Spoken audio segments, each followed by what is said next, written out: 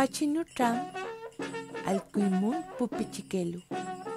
Hakunyen kaas kintunyen. Kinye kimchemo. Kupaika rakisantaimon mi altuen. Escuchen, niños y niñas, este diálogo de una persona sabia. Miren con atención y piensen en lo que escuchan. Chemche Sara y Milmaki ni Mlam. Consejo de la viejita Sara y Milmaki. Mi nombre es Sara, y cuando era pichimalén, muchas veces corría a la casa de Milaku llorando, porque algunos pichiquelu en mi escuela me decían: «India fea, chupa huesos, come mote».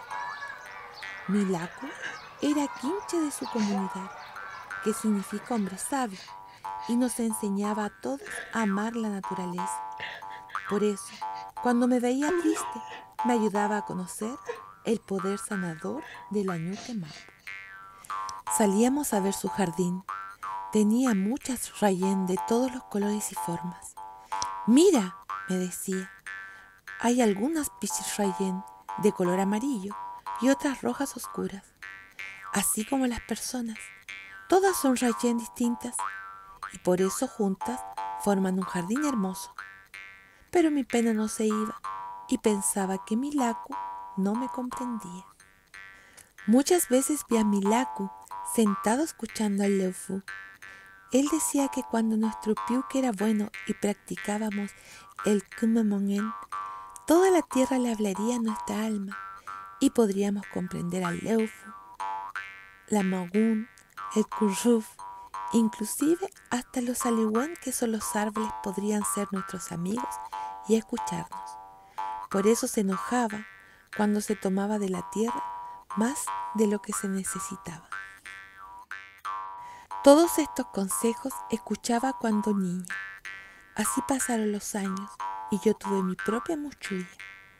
Hasta que un día mi compañ se fue. Mi piuque estaba muy triste. Entonces comencé a recordar los consejos que Milaku me daba. La Ñuque Mapu me sanaría si yo cuidaba y respetaba a todas sus criaturas. Eso me llenó de fuerza.